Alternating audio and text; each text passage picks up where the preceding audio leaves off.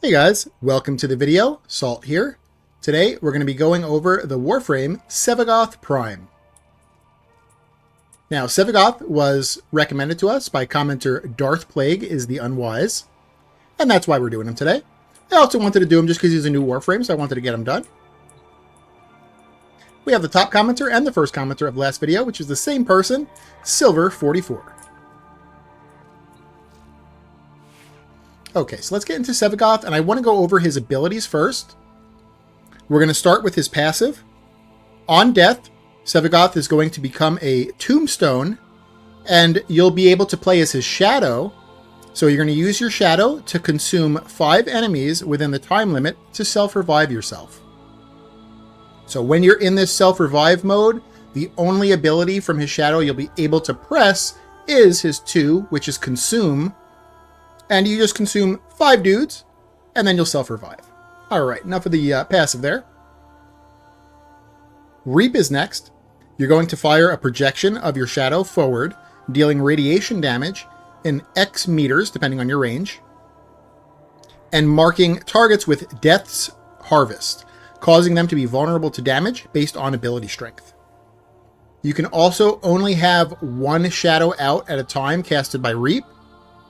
So if you try to cast a second one, it'll let you cast it, but it will deactivate your first one. There's also different casting speeds depending if you tap or hold your 1. If you tap your 1, he's going to move slower, and if you hold your 1, he's going to move quicker. You should hold it most of the time, just because enemies can only be affected by Reap's effect 1 time, so there's really no point in him like hovering over the same target. So I usually like to cast it quicker, so holding the button. Okay, and then here is the big combo with Reap, and it's regarding with his 2 as well. So it's regarding his 2 Sow and Reap together. So if enemies are currently affected by Sow, they take 25% true damage and detonate, dealing 25% of their current health as blast damage in a 4-meter radius. So this is a very powerful combo, like explosion, kind of nuke thing that happens between both of those abilities. Okay, let's go over Sow next, which is the 2. So when you cast this, all enemies in a radius of X meters, depending on your range, take a damage over time of X damage per second, depending on your strength. True damage for X amount of seconds, which is based on duration. So true damage is very powerful. It bypasses pretty much everything. Okay. Let's go over the 3 next, which is Gloom. Gloom is a channeled ability that slows enemies within its radius and gives the user and allies lifesteal. Slow is based on strength, and it's capped at 95%. So with our strength on this build, you can see that our slow is 90%. And then once we get a full molt augmented, or even partial molt augmented, honestly, we should be at that 95% Gloom cap. Energy drain on Gloom is dependent on how many enemies are being affected. So if no enemies are being affected by Gloom, it won't drain anything. And if 20 enemies are affected by Gloom, it's going to drain a lot. So it depends how many enemies are being affected is how much it's going to drain. So Gloom, for our build, because we're a Shieldgate build, the lifesteal is not super important for us. The only thing that's really important is the crowd control with the slow, which is nice, but it's very, very energy hungry. So just be careful of that. If you find yourself a little bit energy starved, you might want to shut your Gloom off.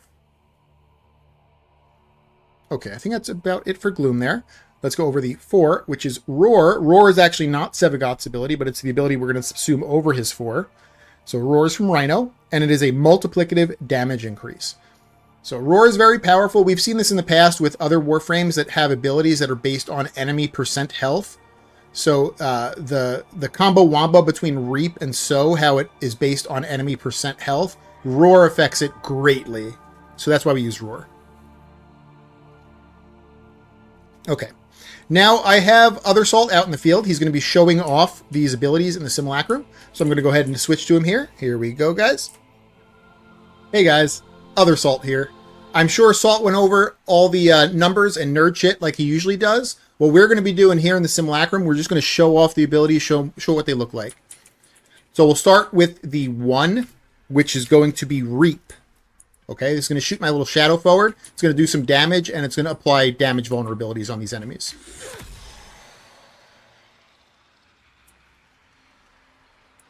That's it. That's all it does. Doesn't really do a lot of damage, unless you mix it. When you mix it with the other abilities, it does crazy amounts.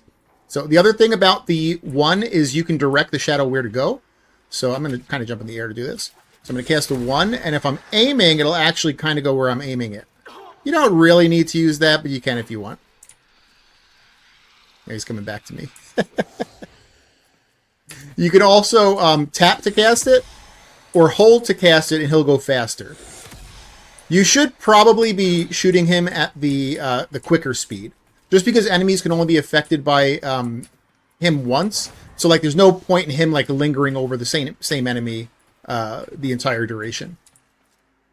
Okay, the 2 now is going to be So. So is going to be a dot that we put over enemies. Now, this dot does true damage. True damage is very powerful because it basically bypasses everything, so it's pretty good. Again, it's not doing a lot of damage, but it's because you have to mix things with Sevagoth, and we'll get to that at the end. All right, we're going to show off the 3, which is Gloom. Gloom is going to be a slow, so it's a buff you put on yourself, and it's a radius. You see that little circle? It's kind of expanding out. And yeah, it slows all the enemies around me. To a really high level. It can go up to 95% slow, which is huge. Like, enemies are almost at a standstill at that point. We have a lot of strength. I don't know if ours is technically at 95. It might be, actually. Or it's close. If not, it's up there. Now, the thing with Gloom is that it also gives you and your allies in the radius lifesteal. We're not a health and armor frame. We're a shield gate frame. So we actually don't really benefit from that on Gloom. So for us, Gloom is just for the slow and the CC. It's nice, but it sucks a lot of energy. So if you're finding yourself energy starved or energy hungry, you can honestly play Sevagoth completely fine without ever even using the 3. It's just unfortunate. If we were a health and armor frame, we would want Gloom up all the time because it's an amazing ability. Probably one of the best health and armor frame abilities in the game. But for a shield gator, there's not much value other than the CC. And, you know, the CC is value, but it's a lot of energy for a CC. I'd almost rather just have silence at that point. Okay. Now on the 4, we are subsuming out his shadow, and we are using Roar. Roar is a multiplicative damage buff. I think a lot of people know what Roar is already, but boop, that's what it is. And now we go back to the combo wombos. So the Reap and the Sow, the 1 and the 2. You want to sow first, which is the 2. So you put that that dot on people, and then you reap. And everything dies. Pretty good. All right, now next I want to show off the passive of Sevagoth, which is when he dies, he turns into a little tombstone. You become your shadow, and if your shadow can get 5 kills in a time limit, then you revive yourself. Okay? Now, when you are your shadow, you don't have access to all of your shadow's abilities. It's not as if you were to actually use his normal 4 and become the shadow. This is like a neutered version of the shadow. Well, to a certain extent, actually. Where you only are able to use his 2 consume. And you need to consume 5 dudes to revive yourself. Okay? Now, the cool thing with his Tombstone's shadow is that the consume will one-shot enemies that are not bosses. So no boss enemies. I've heard some like non-bosses that are like elite enemies sometimes can't get consumed. So let me know in the comments if you know of any like elite enemies that can't be consumed. So we'll show off this here. I'm going to let myself get downed, and then we'll get to it. Now, the other weird thing is it plays music when it happens. It scared the hell out of me the first time I tried this. I thought I had like some weird advertisement going on. So 1, 2, 3, 4, 5, and I'm back up. And I can let myself get downed again. All right. 1, 2, 2, 3, 4, 5. And I'm back up. And I can just keep doing that if I really wanted to. Let me shut these guys off before they keep downing me.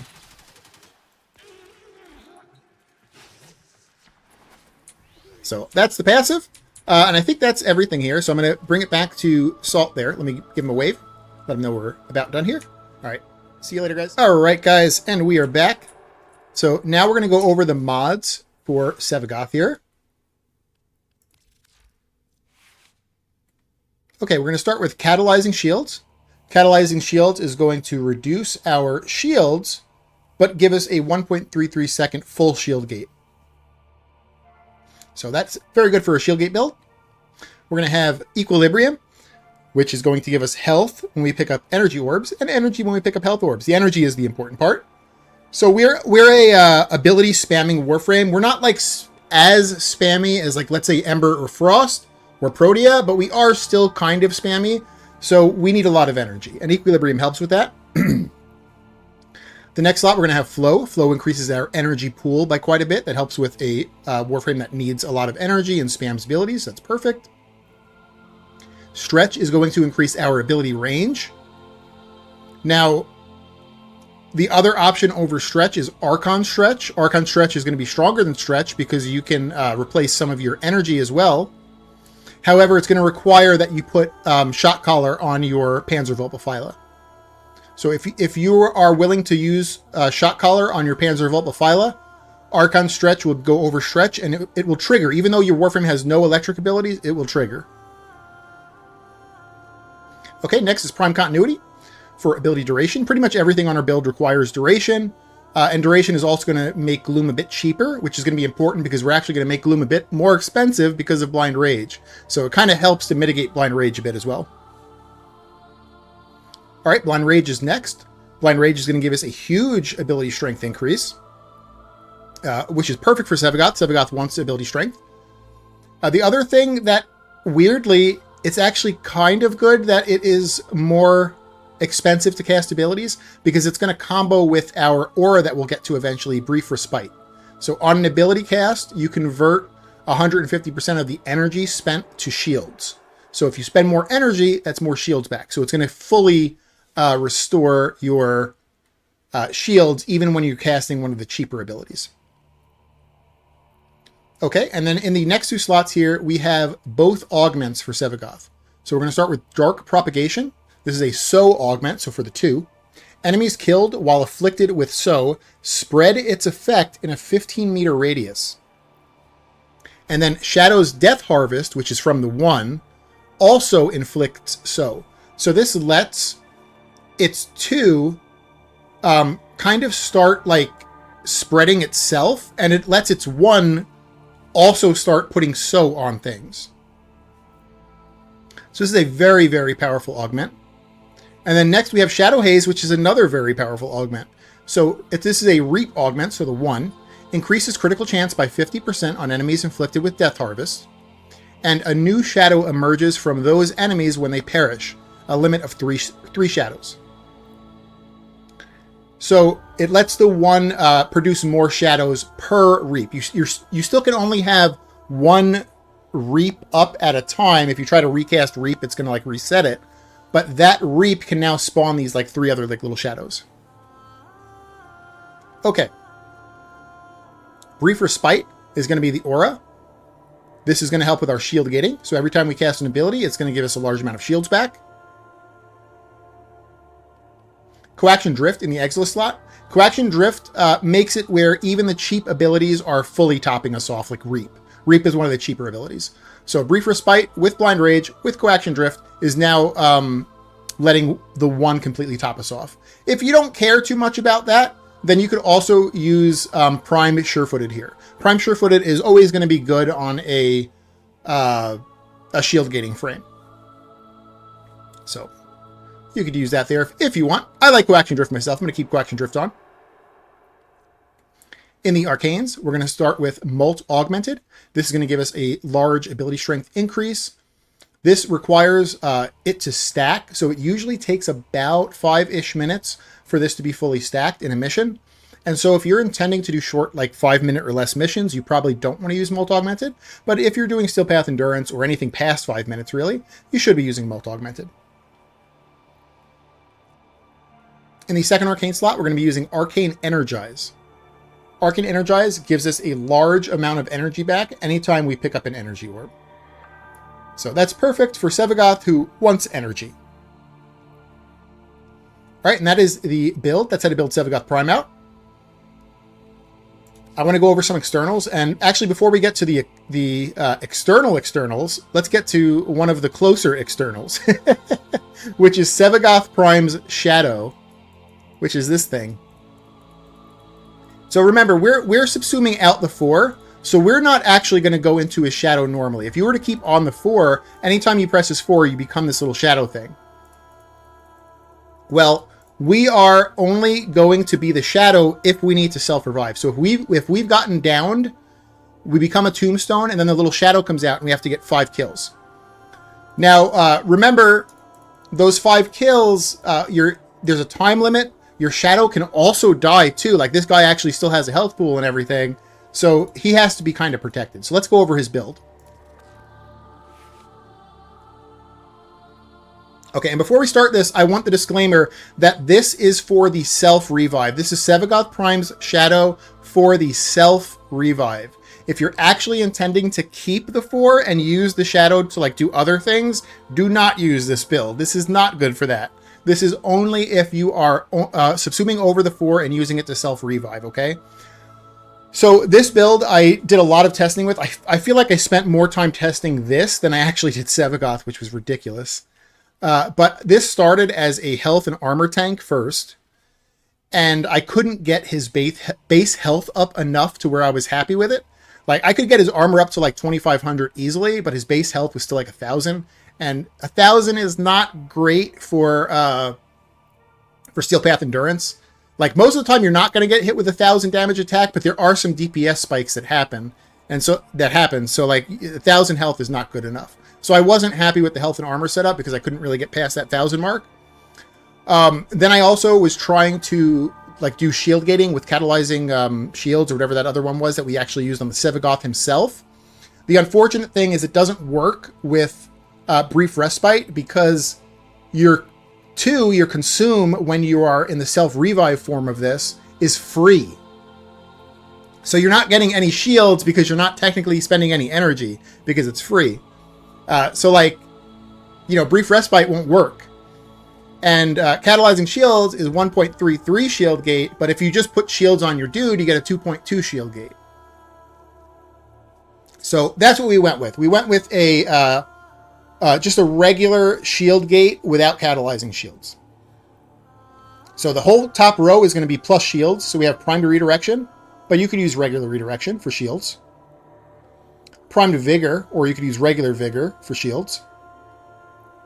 Boreal's Hatred for shields. Augur Accord for shields.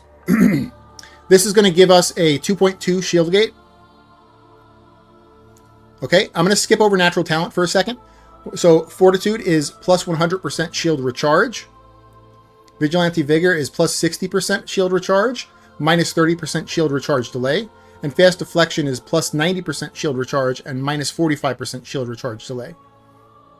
Okay, this means that our shields start recharging in 0.2 seconds. So we have a 2.2 second time of invulnerability, and after 0.2 seconds of that, we are starting our shield recharge. So I found this to be doing testing on all 3 setups, although the second setup with catalyzing shield was kind of screwed up anyway. But testing all 3 setups, this was the one that had the best average alive time. Okay, so let's go over Natural Talent and Speed Drift, which is going to be the Exilis. So Natural Talent is 50% casting speed, and the Exilis Speed Drift is 15% casting speed. So that's 65% casting speed. The 2 consume, the one that...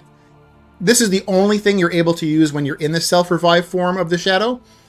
The speed at which you can cast this is based on your casting speed. So Natural Talent and Speed Drift lets you kind of spam this enemy to enemy, lets you self-revive a lot quicker. In the aura slot, there is not a good pick. Like, any at all. Absolutely horrible picks in the aura slot. Physique only increases your health by like 100, which is horrible. I don't even know if it's 100. I think it's actually less. So Physique doesn't increase your health by a lot, but at least it does something. The other one that is better than Physique, but it's situational, is EMP. Let me type EMP out. EMP Aura. Enemy Corpus lose negative 15% accuracy. So if this was all factions lose negative 15% accuracy, I would use this over Physique, because it is better in that case. But this is only Corpus. So unless you're willing to like switch this out, depending on if you get a Corpus map or not, I wouldn't use it. But if you don't mind doing that, then of course use EMP Aura. But if not, Physique at least does something. It gives you like 100 health, but it's really bad. I mean, 100 health's not much, especially on Steel Path Endurance. The other thing to consider is just using Steel Charge. So Steel Charge is the most quote-unquote expensive aura, although auras you get capacity back for using them. So since it's the most expensive aura, you get the most capacity for using it. So if you wanted to like save a Forma slot possibly, you could use Steel Charge. Now Steel Charge will do absolutely nothing for you. Like at least Physique is giving you 100 health. Steel Charge will do nothing as far as like your damage or survivability goes. But if you're cheap or if you're hard up on Forma, Steel Charge might be able to save you one. Okay. In the Arcanes, we're going to be using Arcane Barrier. On shield damage, 6% chance to instantly restore all shields. We don't have a large amount of shields, and we're also not using adaptation, so this is not going to trigger all the time, but it will trigger sometimes. Arcane Aegis, on shield damage, 3% chance for 30% shield recharge for 12 seconds. Again, we don't have a lot of shields, and we're not using adaptation, so this will not trigger all the time, but sometimes you'll get value out of it, and that's why we use those two.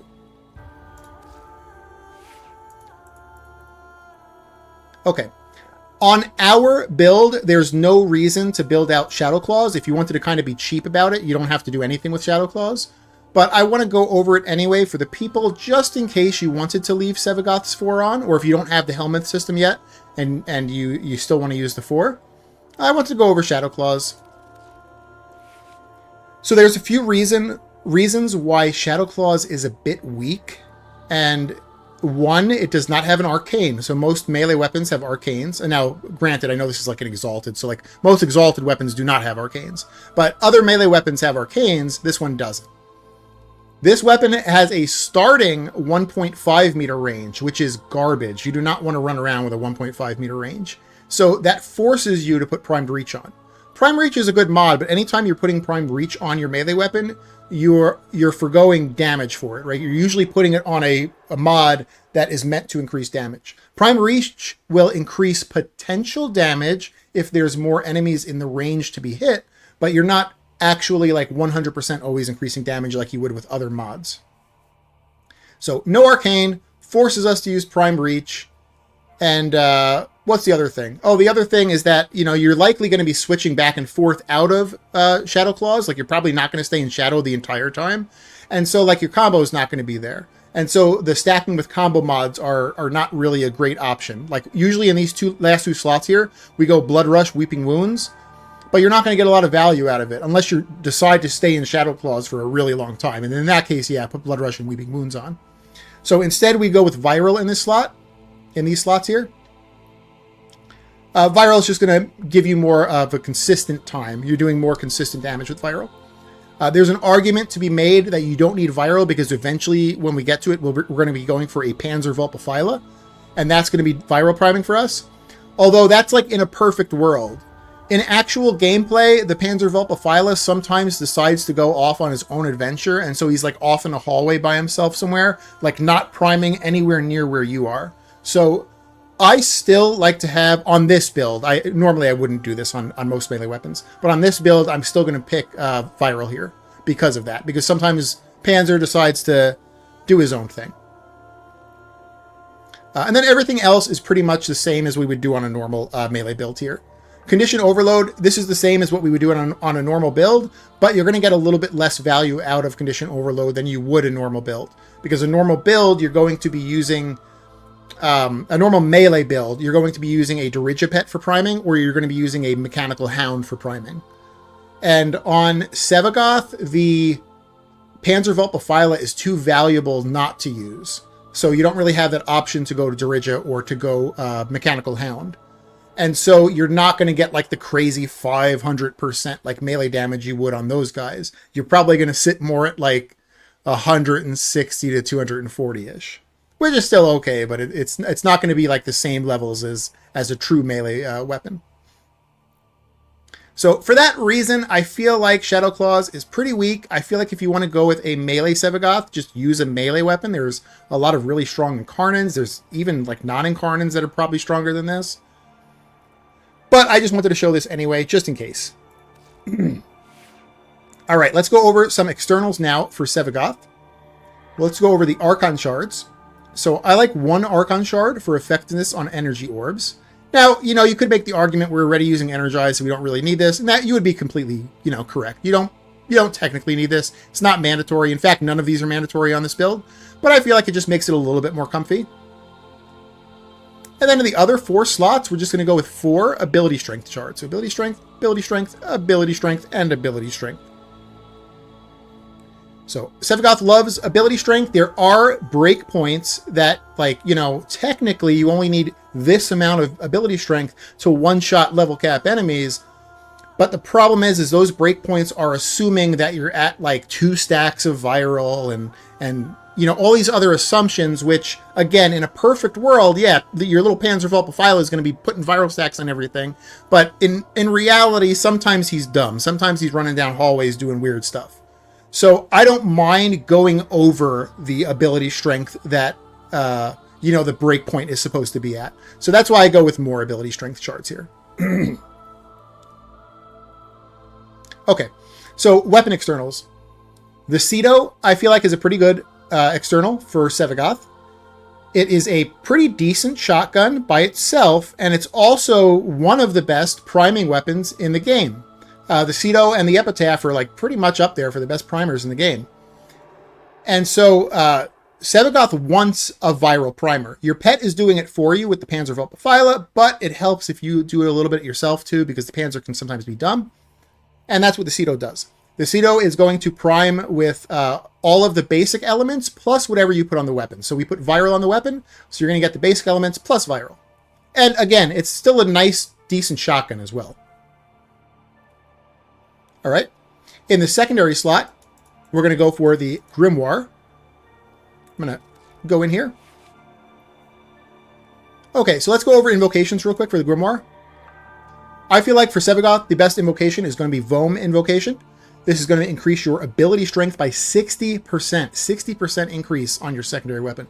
That's a big increase. So that's why I feel like Vohm is the best for Sevagoth. There's other ones too. Let's see. Netra is ability efficiency. Not as good for Sevagoth. Riss is ability duration. Duration's okay, but we already have enough. We questionably have too much duration. Zada is energy regen per second, which is nice, but the way Gloom works, Gloom is weird. Gloom sometimes acts like a channeled ability and sometimes it doesn't. So if no one is under the effect of Gloom, this will work fine and you'll get energy per second. But as soon as someone is under the effect of Gloom, Gloom acts as if it was a full channeled ability, and then energy per second from any source doesn't work, which I'm going to assume is also Zada's invocation. So for that reason, Vohm Invocation is going to be the strongest for Sevagoth. For the Canonical, there's a few like okay Canonicals, but I think Fast is the best, especially for a Shield Gator. This is going to increase our shield recharge rate and shield recharge delay by 15 seconds. Or for 15 seconds, sorry. For 15 seconds. Now, the Canonical requires a kill. The invocations only require that you hit things. Okay, so the invocations just require, you just press the alt fire, you shoot your little Grimoire ball out, it hits a bunch of dudes, and you get that effect.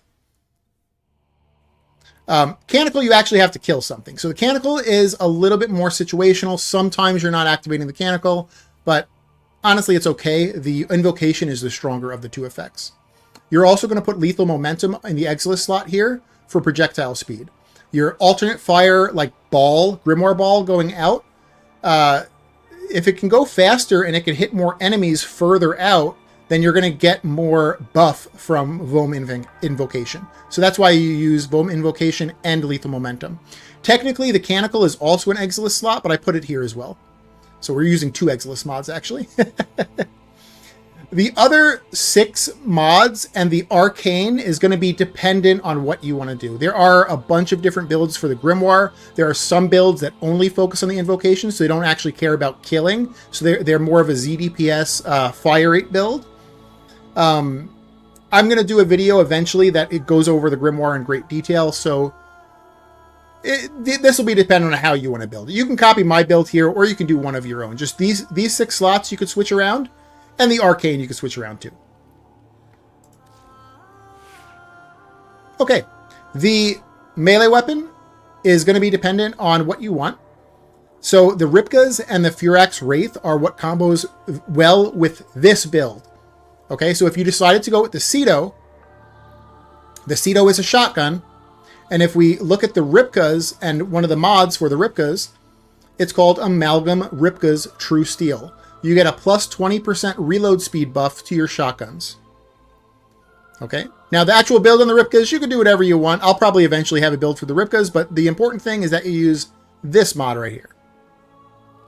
It's going to give you a little buff to your shotguns, which is pretty nice.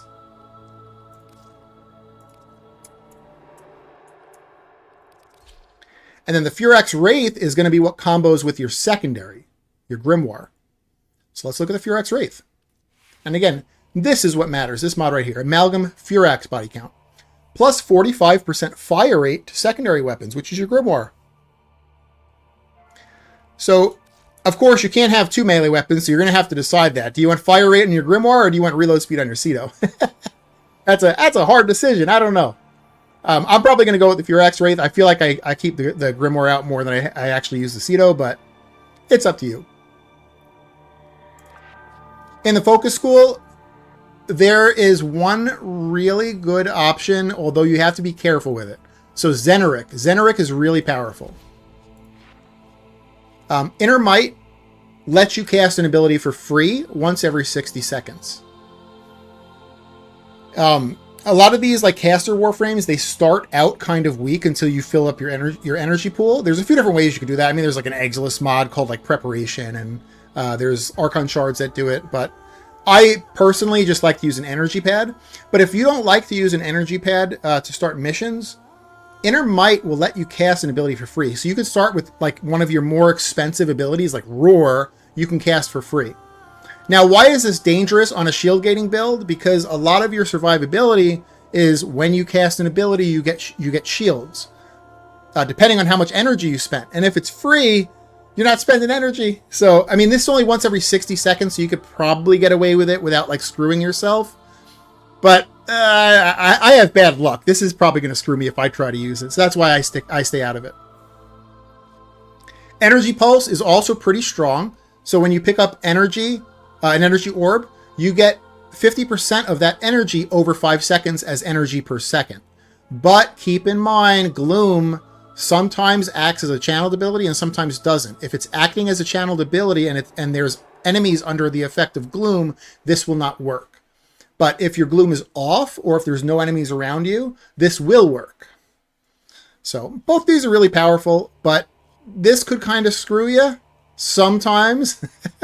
And this sometimes won't work because of Gloom. If you wanted to go for a melee Sevagoth, you would pick Naramon. Naramon will make your combo counter decay extremely slowly. Vazarin has some cool active abilities that help with shield gating.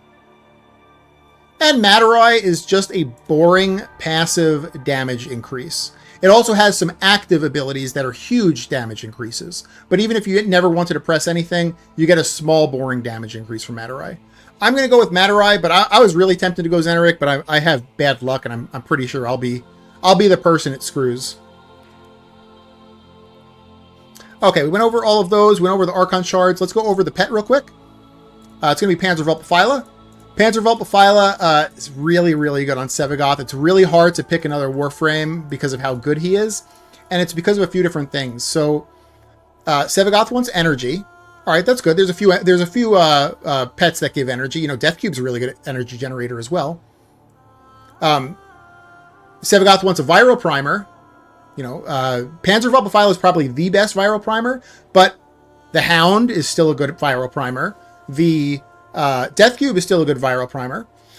But Sevagoth also wants a little bit more survivability. So, like, Sevagoth doesn't have, like, Overguard, like, for additional shield gates and stuff. He does have that weird effect where he could self-revive himself, but I still don't want to have to self-revive myself.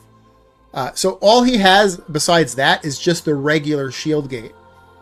And I am not a huge fan of that. That's why I don't like shield gate builds too much, because I feel like that's a little bit too RNG for me.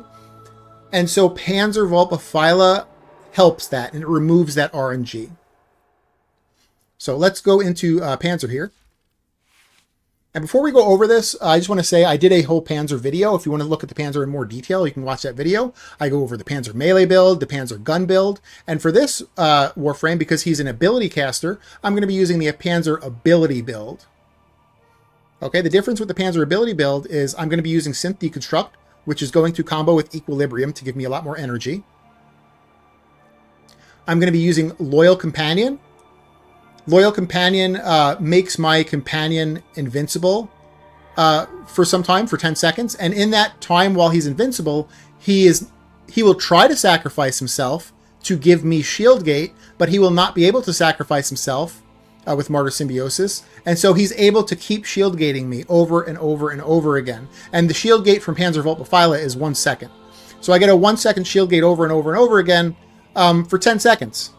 Now, unfortunately, Loyal Companion has a 60-second cooldown, which kind of sucks, like kind of sucks big time. And that's why most of the time you're not going to see it on most builds. But on the Panzer ability build, we have a lot of free slots. In fact, we don't even need Bite or Tenacious Bond, so we technically have 2 more slots that we could put stuff in. So for the Panzer ability build, I will use Loyal Companion. I feel like it's good enough to be on this build here. The other thing to consider that we talked about before was Shock Collar. So if you wanted to use Archon Stretch, which is going to be your stronger option, especially for the ability Panzer, because you don't technically need Bite or Tenacious Bond, unless you're really intending to like use your Cedo.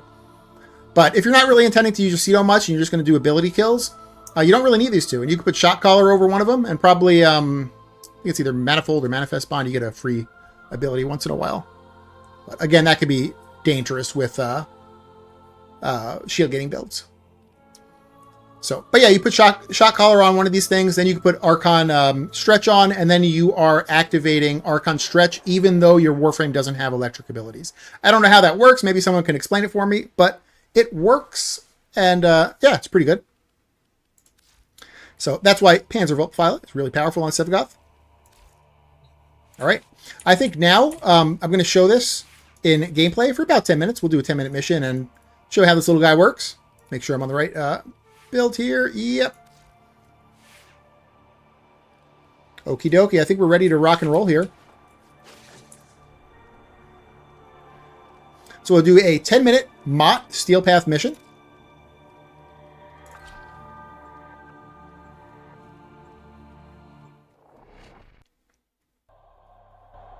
All you're going to do is you're going to keep your roar up, which is your 4. And then you're going to press 2 and 1. 2 and 1. 2 and 1. 2 and 1. Over and over. Each enemy is more powerful than before. Only with true. And if you want, you can keep Gloom on. If you don't want, you can keep it off. It don't really matter. You're a shield gator. You don't really need the life steal, so up to you. They have just shut down all systems. I'm sending life support capsules your way.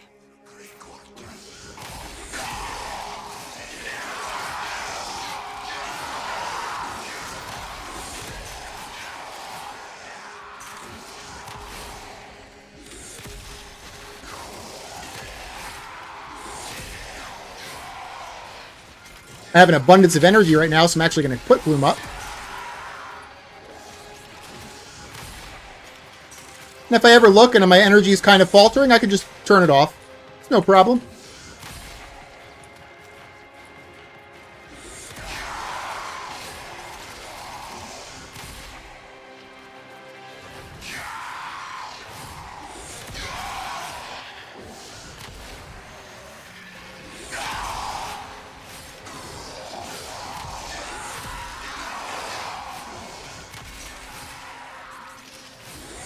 I decided to turn Gloom off there. I noticed I was like 200 energy.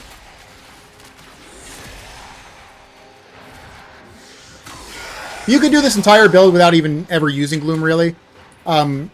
If Sevagoth had a better 4, we would probably subsume out Gloom. If you were a health and armor Warframe, Gloom is absolutely amazing. But when you're not a health and armor Warframe, it's just kind of mediocre. It's just it's an expensive crowd control. It's a very good crowd control, but it's an expensive one.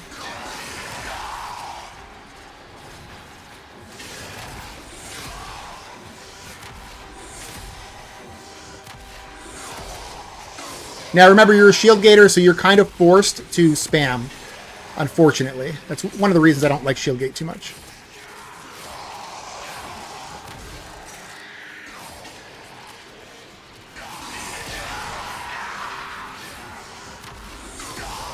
Sevagoth just kind of makes sense, though. All right, so we just went down here.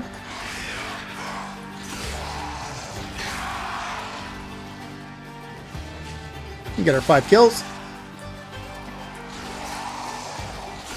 There we go. Back up.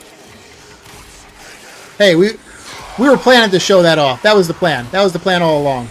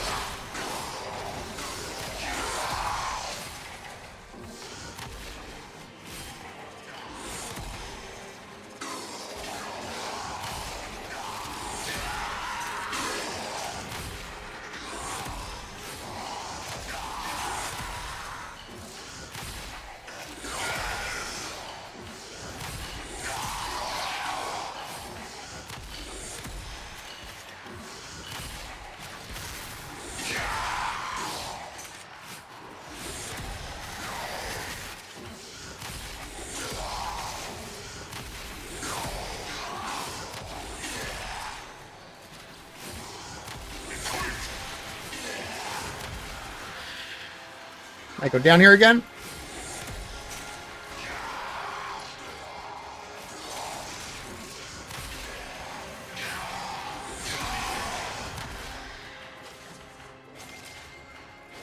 We did not go down there, but it was very close.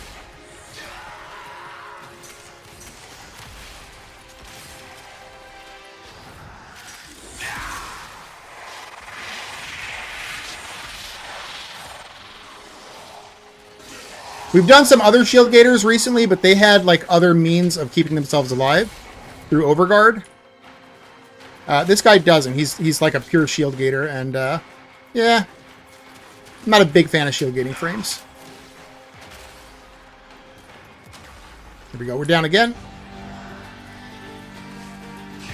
2, 3, 4, 5. Back up. Gonna hope our little guy comes back to life here.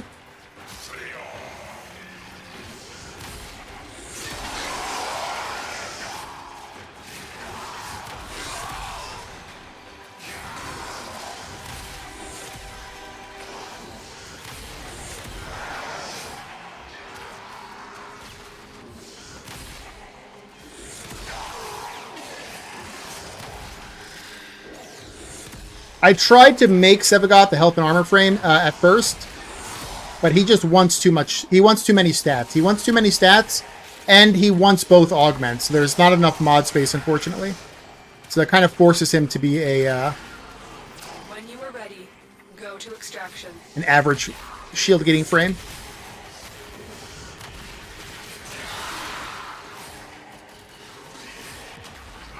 Now we're down again.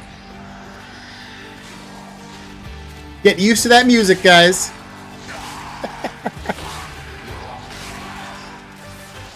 I mean, I guess technically we're not down because I revived myself, but I don't know. I feel like that's still a down. I feel like that's still a down. I don't know. What do you guys think?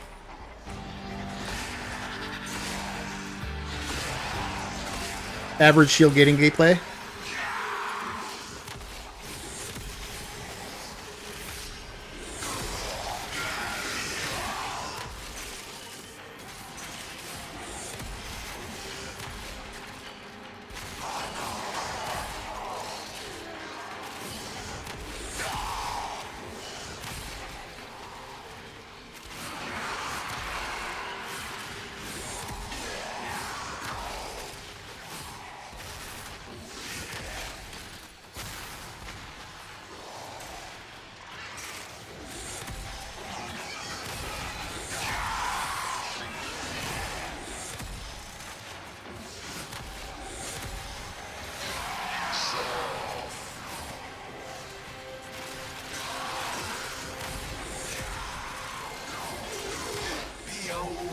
General, come to scavenge and desecrate this sacred realm.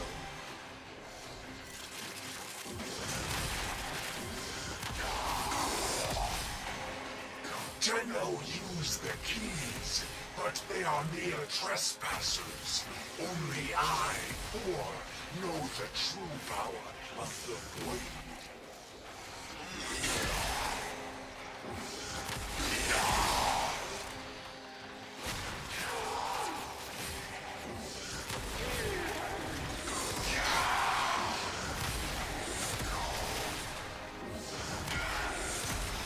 Now I will stop them. Now I am changed, reborn through the energy of the Yanis Key, forever bound to the void.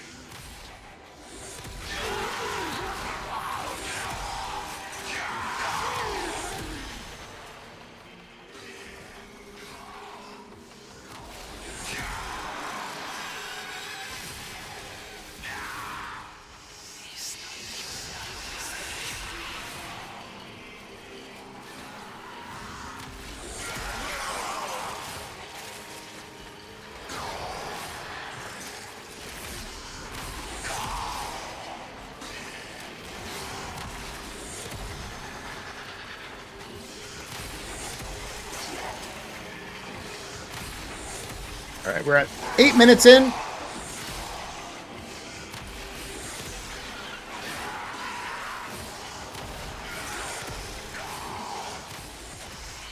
Yeah, I don't know. What do you guys think? Do you think that, like, when you die on Sevagoth or Nidus even, and you don't technically die, but you lose your mutation stacks through Nidus, or if you lose, you have to do the tombstone thing with Sevagoth, like, do you feel like that's a down? I feel like it is.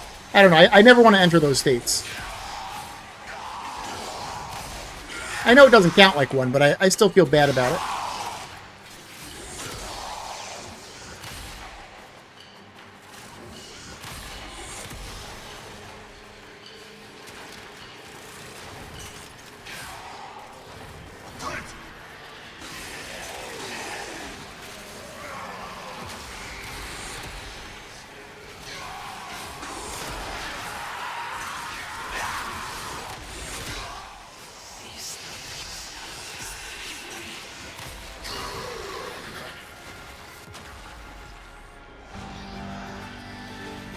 Oh, I'm trying to consume Vor. Vor cannot be consumed. Let's get you. Let's get you. Let's get you. And you. And you.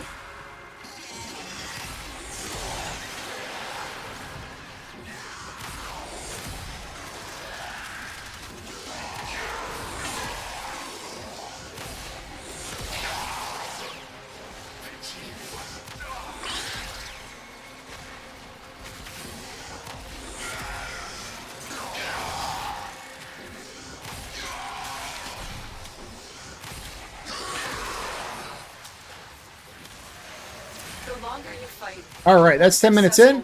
Let's find the escape. 1,188 kills.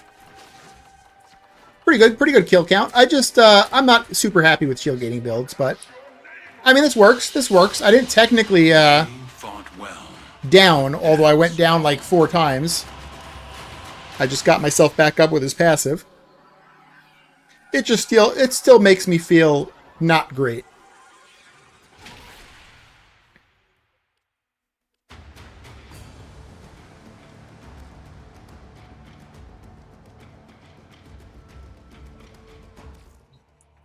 All right, that's the video, guys. If you like the video, consider giving it a like. If you haven't subbed yet, consider subbing or tell me what I can do to earn your sub. And I hope you guys have an amazing day. All right.